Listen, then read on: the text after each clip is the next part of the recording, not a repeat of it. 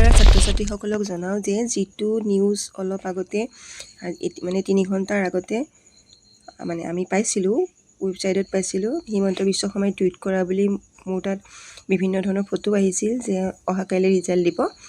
কিন্তু তাৰপিছত হিমন্ত বিশ্ব শৰ্মাই নিজে ডিক্লেয়াৰ কৰে, মই নিজে টুইটটো খুলি পেলাই চালোঁ, চাই পেলাই গম পালোঁ তাত তেওঁ 2 ঘণ্টাৰ আগত এই টুইটটো দিছে।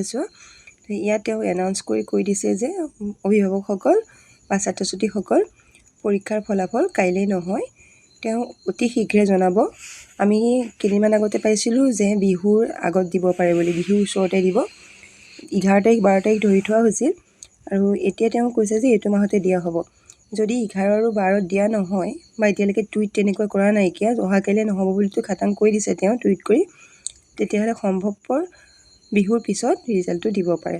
গতিকে তোমালোকে বেয়া নাপাবা, ভিডিঅ'বিলাক আপডেট পাই আছোঁ, চাই আছোঁ, সকলো দেখোন দেখিছে অহাকাইলৈ ৰিজাল্ট নিদিয়েতো খাটাং। অ'কে, যিসকল ষ্টুডেণ্টে ভয় খাই আছা তোমালোকে টেনশ্যন নল'বা, মই তোমালোকৰ কণ্টেক্টত থাকিম আৰু যেতিয়া 100% চিয়'ৰলি পাওঁ তেতিয়াহ'লে আপডেটটো দি দিম। সকলোকে ধন্যবাদ জনাইছোঁ আৰু লগতে তোমালোকৰ পৰীক্ষাৰ ফলাফল ভাল হওক তাৰে আশা কৰিছোঁ।